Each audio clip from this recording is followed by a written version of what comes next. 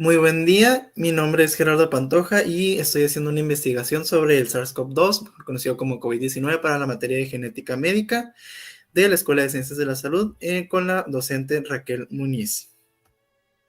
Primeramente vamos a describir el genoma, está especificando la longitud en pares de bases, así como también el número de genes y el nombre de los genes. Esto va a incluir el tamaño de los genes y las proteínas que van a codificar. El genoma del SARS-CoV-2 pues principalmente va a estar compuesto por una sola hebra de RNA que va en sentido positivo y que va a tener una longitud aproximadamente de unos 29.9 kilobases. Dentro de esto, pues se va a mostrar que va a haber regiones codificantes de ciertas proteínas y un conteo de guanina citosina que se cree que es del 38%. En el esquema donde están marcados los colores, podemos ver que el genoma del RNA de una sola fila en sentido positivo es en 5' y cola polia en extremo 3'. Así también la componen el gen ORF1, ORF1b, la proteína spike o la glucoproteína, el gen ORF-A3, la envoltura de la membrana, el ORF6, el ORF7A, la nucleocápside y el ORF10. Dentro del genotipo, vamos a encontrar que son de los 13 a 15 marcos de lectura abiertos a Olgen o RFS, siendo 12 de estos funcionales y con contenido aproximado de 30.000 nucleótidos. Dentro de los betacoronavirus, como se mencionó antes, el 38% del genoma lo componen guanina citosina, además que también de 11 genes que codifican proteínas, con 12 proteínas expresadas. La organización genética de los ORFs es muy similar a la de los MERS-CoV y están organizados como replicasa y proteasa, respectivamente 1A y 1B, y son proteínas importantes como por ejemplo la proteína S, la proteína E, la proteína M y la proteína S. De estos, pues la proteína S sería la proteína spike o de espiga, la proteína E sería la proteína de envoltura, la proteína M sería la proteína de membrana y la proteína N sería la proteína de nucleocápside. Quienes siguen el típico orden de 5' a 3' y son considerados blancos farmacológicos mayores, ya que juegan un papel pues muy importante en la entrada viral, la fusión y la supervivencia de las células del huésped. También se cree que todo el genoma del SARS-CoV-2 codifica muchas proteínas estructurales y no estructurales, aproximadamente unas 7.096 de ellas, siendo estas las últimas encargadas de cumplir muchos roles importantes durante la replicación y la patogénesis viral. Algunas de estas pues las podemos apreciar en la tabla. En el ciclo de vida, pues esto nos va a ayudar un poquito mejor para el entendimiento de los genes y sus productos. Cuando la proteína spike o espiga del SARS-CoV-2 se une al receptor de la célula huésped, el virus ingresa a la célula y luego se despega la envoltura, lo que va a permitir que el virus ingrese a la célula y después se despegue la envoltura, lo que va a permitir que el ARN genómico que está presente en el citoplasma del virus, pues salga. Y todo esto para poder continuar con su replicación. El virus va a producir pequeños ARNS, conocidos como ARN subgenómicos, que van a continuar con el proceso de replicación de los genes ARN y los que mencionábamos, los ORF1 y ORF1b. Proteínas que pues no son de gran importancia, ya que pues inicialmente van a sostener el contenido nucleótido, sin embargo pues sí se ocupan para la carga del genoma viral. Estas se van a traducir de las poliproteínas PP1 y PP1b respectivamente. Estas proteínas a su vez se van a escindir por una proteasa para formar un aproximado de 16 proteínas no estructurales y algunas de ellas van a formar un complejo de replicación, transcripción, ARN, polimerasa dependiente de ARN, que va a utilizar ARN genómico de la cadena positiva como plantilla. El ARN genómico de la cadena positiva producida a través del proceso de replicación pues se va a convertir en el genoma de la nueva partícula viral. Esto va a hacer que pues la célula ya tenga más cantidad de las partículas virales. Dentro de esto pues los ARN genómicos producidos a su vez la transcripción, se van a traducir en las proteínas estructurales que van a formar una nueva partícula viral. Las proteínas de espiga o spike, la envoltura y la membrana van a ingresar nuevamente al retículo endoplásmico de la célula y la proteína nucleocápside que se va a combinar con el ARN genómico para convertirse en un complejo nucleoproteína, para así fusionar en la partícula viral completa el compartimiento del aparato de Golgi y el retículo endoplásmico, para así finalmente ser excretada en la región extracelular a través del aparato de Golgi y la vesícula para generar nuevas partículas virales. La siguiente diapositiva nos explicaría las variantes del virus. Dentro del esquema de clasificación de variantes del SIG, define 4 clases de variantes del SARS-CoV-2. La primera va a ser la variante de bajo monitoreo, que es VBM. Dentro de estas podemos encontrar a la variante alfa con sus respectivos linajes B1.1.1.7 y Q, la beta con los linajes B1.35 y descendientes, la gamma con los linajes P1 y descendientes, epsilon, eta, lota, kappa, 1.617, mu y z. Así también podemos ver a las variantes de interés, lambda, y depende de la literatura, también pueden catalogar a la variante mu. Dentro de la variante de preocupación, pues tenemos a las nuevas variantes Delta, que es la B1.617, y a la variante Omicron. Dentro del cuarto grupo, que son las variantes con grados de consecuencias, hasta la fecha no se han identificado ninguna variante de gran consecuencia. Sin embargo, pues no estamos exentos a que esto pase.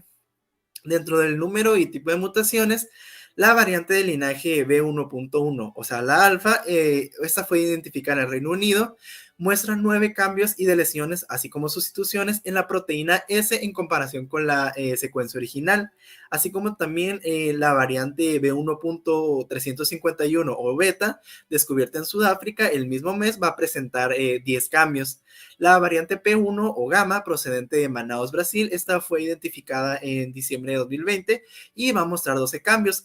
Varios de esos cambios se van a deber a ciertas mutaciones en el RBD de la proteína Spike, cuya subunidad 1 pues va a ser responsable de la interacción con la enzima convertidora en angiotensina 2, un importante receptor en la fisiopatología de esta enfermedad, del SARS-CoV-2 en el huésped humano. La superficie de interacción del RBD con la AC2 o la enzima convertidora en angiotensina es una pequeña secuencia de 25 aminoácidos situados en la punta del gen RBD y es el sitio para la unión de muchos potentes anticuerpos neutralizantes. Dentro de la B1.617 o la Delta, es la variante de rápida y amplia propagación que fue declarada preocupante por la OMS en mayo, y su genoma va a tener un total de 13 mutaciones y 3 de ellas van a ser por el código de la proteína S. Los sueros de convalecientes y de personas vacunadas van a neutralizar esta variante parcialmente. Eso quiere decir que no van a ser totalmente efectivas contra esta variante. La secuencia genómica de la variante Omicron o del linaje B1.1.529 muestra un total de 55 mutaciones respecto al virus original de Wuhan, 32 de ellas situadas en la proteína S o espícula. La más importante por su papel en la infección de las células, pues, y la respuesta inmunitaria va a ser esta proteína, ya que es la que le va a generar el ingreso a la célula, y ya que esta presenta diferentes y muchas mutaciones, pues es muy difícil que las vacunas actuales nos puedan proteger contra esta variante. Dentro del diagnóstico del virus, vamos a tener que se va a utilizar el PCR en tiempo real, así como también vamos a hablar adelante sobre algunos genes blancos del virus y un gen control del humano, así como también la extracción del RNA a partir de las diferentes muestras que puede generar un paciente. Muy bien, la prueba de PCR en tiempo real es un método nuclear que va a detectar la presencia de material genético específico de patógenos, en este caso pues los virus. A diferencia de la PCR convencional, que solo arroja resultados al final del proceso, esta técnica nos va a permitir de cierta manera observar los resultados de manera casi inmediata, mientras que el proceso sigue en curso. La PCR en tiempo real es uno de los métodos actuales más eficaces para detectar el virus del COVID-19. Y pues surge la duda de cómo lo vamos a realizar. Inicialmente se va a tomar una muestra de una parte del cuerpo donde se va a acumular el virus. Esto puede ser tanto de muestras respiratorias, ya sea nariz o faringe, como no respiratorias, ya sea la orina, heces o incluso la sangre. Las que ofrecen más rendimiento son las respiratorias, en este caso las nasofaringias, con una positividad de hasta el 63%. Posterior a la toma de muestras se le van a aplicar diversas soluciones químicas para eliminar esas sustancias, como las proteínas y las grasas, y pues de esta manera se va a extraer solo el ARN de la muestra. Después, posterior a este extracto de ARN, va a consistir en una mezcla del material genético de la persona y de estar presente para ser positiva el ARN del virus. La muestra debe ser en primer lugar inactivada para después comenzar amplificando las secuencias de ADN, y esta técnica pues inicialmente va a constar de dos fases, la fase de extracción y la fase de amplificación de los ácidos nucleicos. El ARN, en este caso monocatenario y muy inestable, lo que primero tiene que hacer es transcribirse de forma inversa en ADN complementario, y pues esto se va a usar, se va a lograr utilizando una transcriptasa inversa. A partir de aquí se va a utilizar el procedimiento de PCR convencional para amplificar el ADN cíclico, y se van a utilizar secuencias cortas de ADN, cebadores o primers para seleccionar la parte del genoma a amplificar. A continuación también se va a introducir esta combinación en un aparato donde se va a someter a diferentes ciclos de calor y frío para provocar reacciones químicas que van a dar lugar a nuevas copias idénticas de partes específicas del ADN vírico. Estos ciclos se van a repetir una y otra vez para seguir copiando las partes específicas de ADN vírico. En cada uno de ellos se van a duplicar las cantidades, en este caso 2 a 4, 4 a 8. En este caso, un sistema habitual de PCR en tiempo real suele constar de algunos 35 ciclos, por lo cual en el final de este proceso pues tendríamos un total de 35 millones de copias nuevas en parte de ADN vírico de cada una de las cadenas de virus ya presentes por parte de que nos brindó el paciente. Y todo esto pues va a ser efectivo porque nos estará presentando en tiempo real en la pantalla. La computadora pues también va a hacer un cierto seguimiento hacia la magnitud de la fluorescencia de la muestra tras cada ciclo.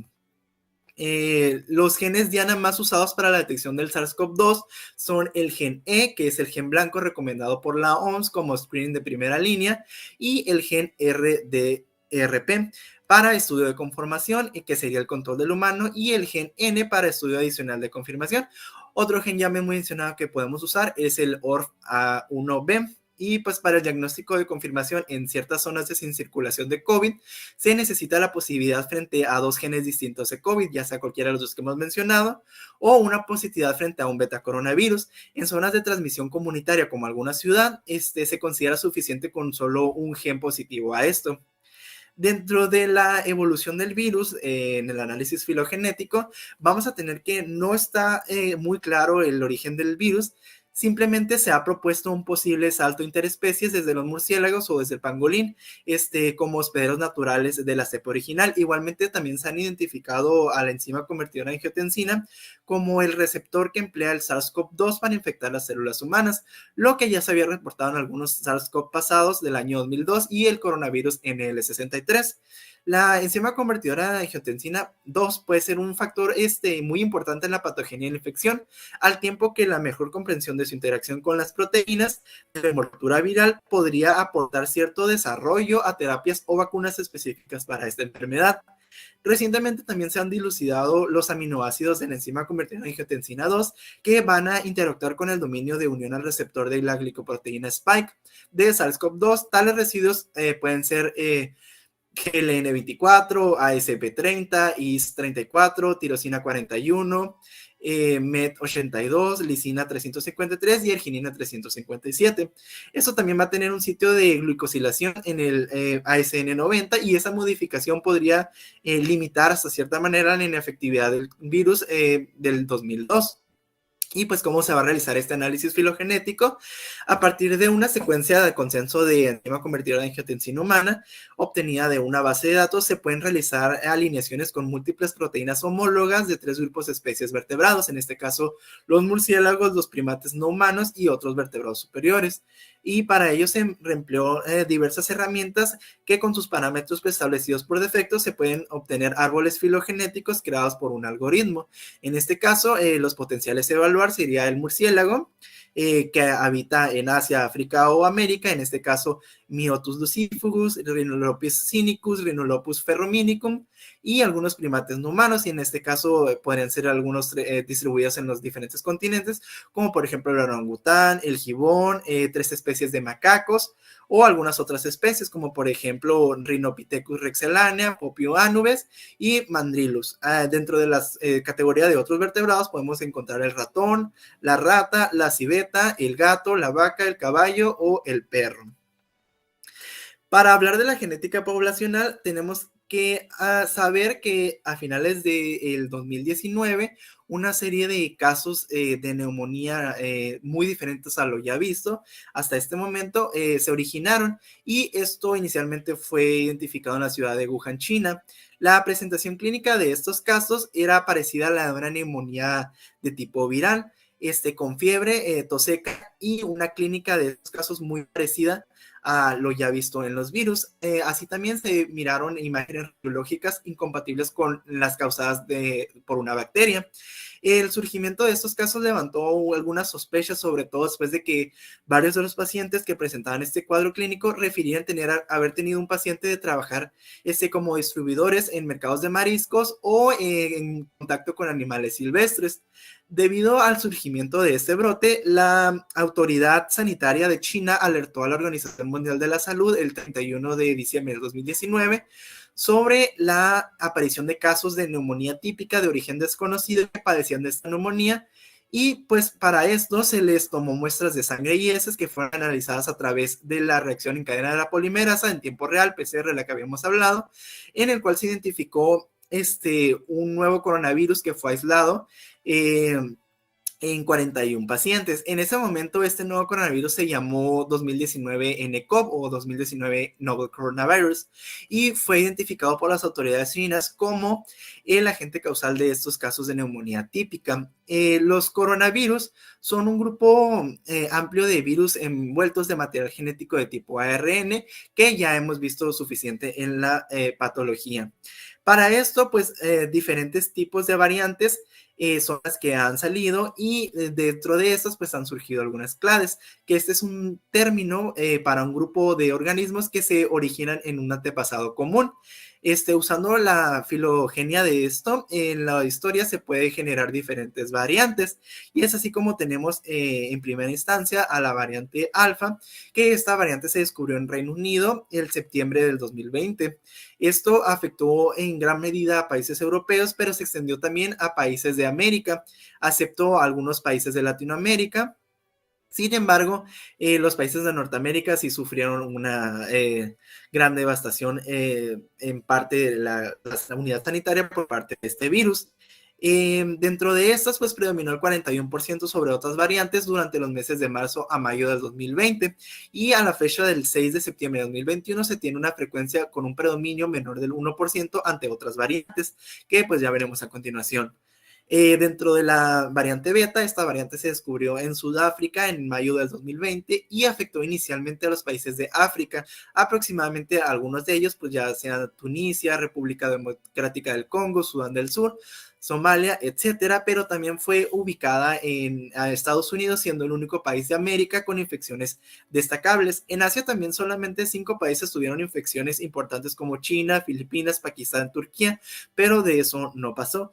También estuvo afectada a Oceanía. La variante beta tuvo su máxima frecuencia respecto a otras variantes durante a principios del 22 al 29 de marzo del 2020. En la fecha del 20 de septiembre del 2021 tenía una frecuencia igual que la alfa, menor del 1% respecto a otras variantes. Dentro de la variante Delta, esta variante se descubrió en la India en octubre del 2020 y tiene 3 claves principales. Dentro de estas está la 21A, la 21J y la 21I. Sin embargo, la clase más importante fue la 21A, ya que tuvo un mayor porcentaje de infección, afectando inicialmente o prácticamente a todos los países de Asia, África y Europa, y que no tardó mucho tiempo para que afectara a otros continentes, como por ejemplo América del Norte o Oceanía. La variante Delta de la Clade 21J tuvo su predominio frente a otras variantes durante el 6 de junio de 2021, con una recurrencia del 28%, que fue aumentando hasta llegar hasta los máximos del 88%.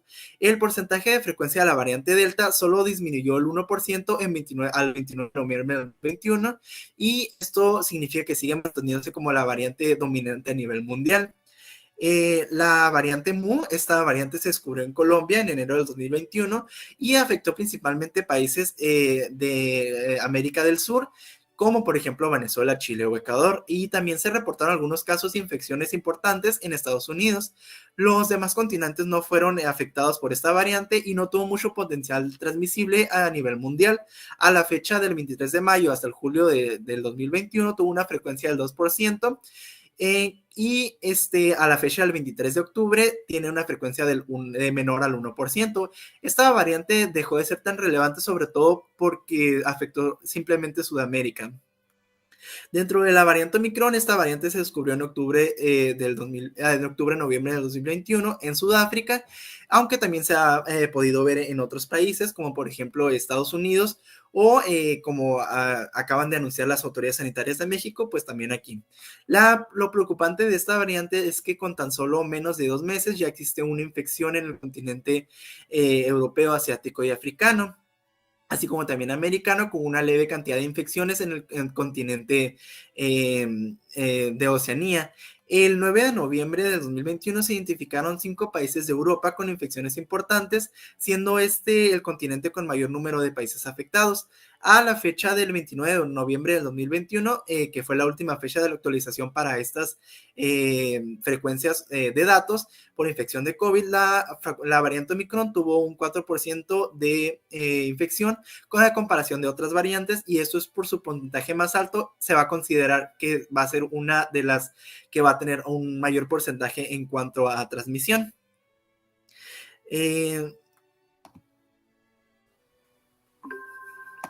Para un mejor entendimiento sobre las variantes del COVID, es factible organizar una tabla comparativa respecto a las diferentes variantes del COVID.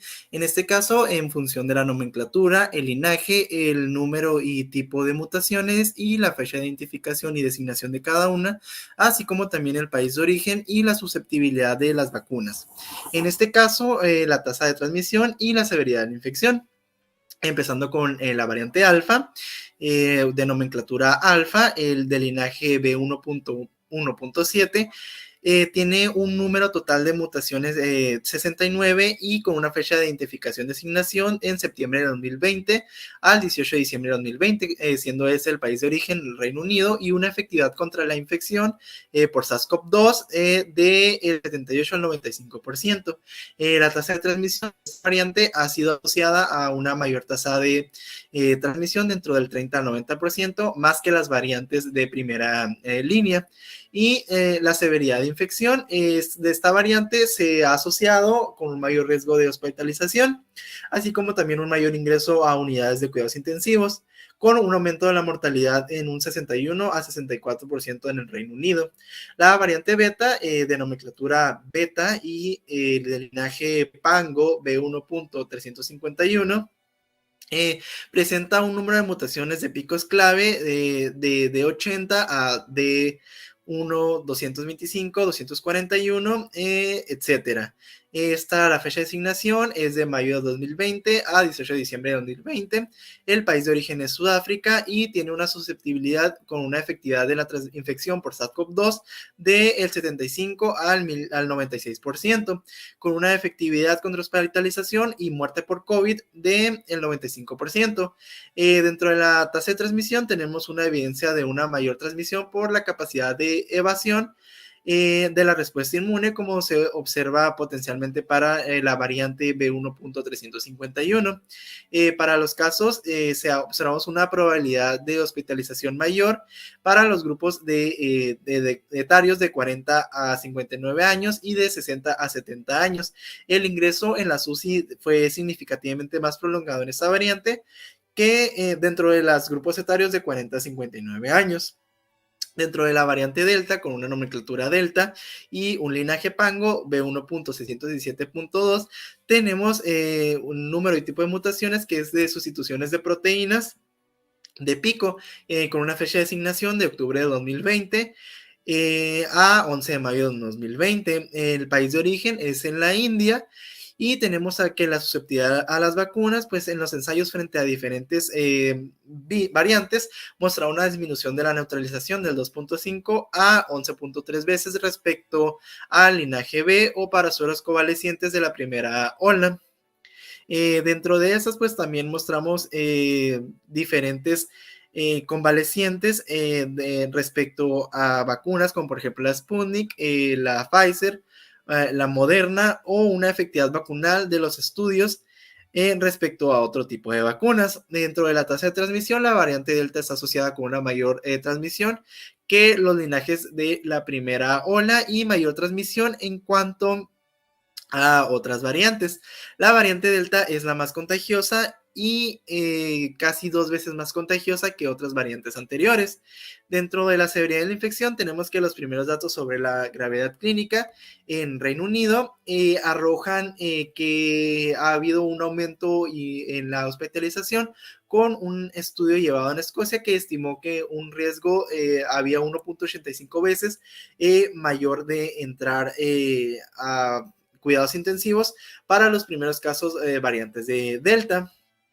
Dentro de la variante Mu, con nomenclatura Mu y del linaje B1.621, presentan mutaciones claves en los genes R346, 484, D614G, etcétera, con una fecha de asignación de enero de 2021 al 30 de agosto de 2021. Este inicialmente se encontró en Colombia, como ya se había mencionado anteriormente, y muestra señales de evadir la respuesta inmune generada por una infección natural o por la vacunación. Dentro de la tasa de transmisión, las mutaciones comunes que también se encuentran en otras variantes pueden permitir que los linajes de esta variante Mu entren de manera eficiente a las células del huésped. Y según las evaluaciones de la OMS, la variante Mu es clínicamente menos problemática que las otras variantes, por lo cual mencionábamos con anterioridad que pues no tomó tanta relevancia. Dentro de la variante Omicron, se sabe que tiene algunas tasas de mutaciones con sustituciones de la proteína pico. En este caso fue descubierta en noviembre del 2021 y por ahí del 2024 de noviembre en varios países de Sudáfrica.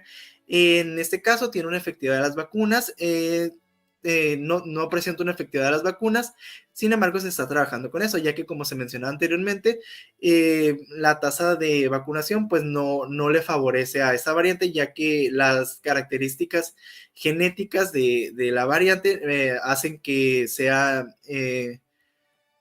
y, chingada madre, ya me equivoqué, bueno, ahí le corto.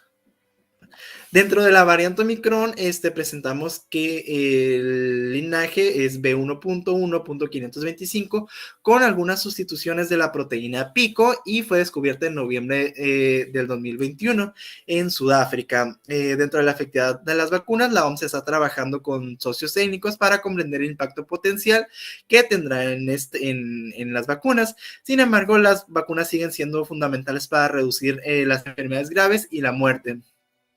Aún no está muy claro si la variante Omicron es más visible respecto a otras variantes debido a al reciente descubrimiento de esta. Sin embargo, el número de personas que han dado positivo va a un aumento en las áreas de Sudáfrica. Y pues aún no está claro si la infección de Omicron va a causar alguna enfermedad más grave respecto a en comparación con las infecciones de otras variantes, en este caso la Delta. Sin embargo, los datos preliminares sugieren que hay un aumento en las tasas de hospitalización en Sudáfrica.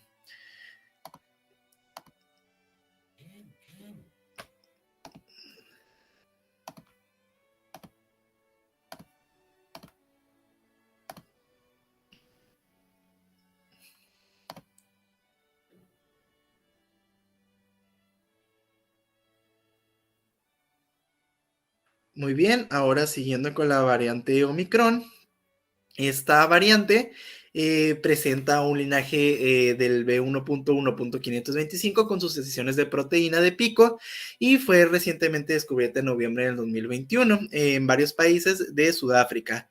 La OMS no está muy clara respecto a la efectividad de las vacunas, sin embargo, se cree que no va a generar tanta positividad respecto a las vacunas y no está muy claro si Omicron es más transmisible o menos transmisible respecto a otras variantes. Sin embargo, se sabe que el número de casos va en aumento y no está muy claro si la enfermedad va a causar una enfermedad más grave en comparación con la variante Delta. Sin embargo, se sabe que las tasas de hospitalización en Sudáfrica tienden a estar en aumento. Sin embargo, pues menor que en la variante Delta en los datos que se arroja hasta en este momento. Ahora siguiendo con la clasificación de tipos de variantes del virus de acuerdo a la Organización Mundial de la Salud, vamos a encontrar que para poder ser capaces de sobrellevar a cabo un monitoreo adecuado a nivel global de las variantes, pues la Organización Mundial de la Salud ha decidido organizarlas en diferentes tipos de variantes. En este caso, la primera sería la Variant of Concern, que esta es la variante de SARS-CoV-2 que cumple con la definición de un BOI, una variante de interés, y que tras una evaluación comparativa se puede demostrar que está asociada con uno o más de los siguientes cambios. En este caso sería un incremento de la transmisibilidad, o un cambio negativo perjudicial en la epidemiología del COVID-19, así como también un incremento en la violencia o un cambio en la presentación clínica de la enfermedad, así como también un decremento en la efectividad de las medidas sociales y la salud pública. Dentro de las que vamos a encontrar aquí sería la variante alfa, la variante beta, la variante gamma, la variante delta y la variante omicron. Siguiendo con sería la variante de interés, que esta es una variante de SARS-CoV-2 que cumple con dos de los siguientes puntos, ya sea cambios genéticos que son predecibles o que se sabe que afectan a las características víricas, tales como la transmisibilidad, la severidad de la enfermedad o el escape de la enfermedad. Si se identifica como causante de alguna transmisión comunitaria significante o de múltiples grupos infectados de COVID, pues se puede catalogar dentro de esta clasificación. Y aquí podemos encontrar las variantes lambda y a la variante mu. Siguiendo con eso se encuentran las variantes de bajo monitoreo, que son, tenemos a las variantes under monitoring, las variantes de bajo monitoreo, que en estas variantes de SARS-CoV-2 son variantes que presentan cambios genéticos que se sospechan que afectan las características del virus con algún indicador que sugiera un riesgo futuro, pero la evidencia del impacto fenotípico o epidemiológico es incierto, por lo que se requiere un mejor monitoreo y repetir evaluaciones, quedando pendiente nueva evidencia. Dentro de estos vamos a encontrar a los linajes Pango, AZ.5, C1.2, B1.617, B1.526 y B1.630, así como también el B1.640. Por último, queda dar las gracias y presentar las referencias de acuerdo a todo el contenido explicado. Sin embargo, cada referencia por diapositiva se puede encontrar en la parte de abajo. Muchas gracias por su atención.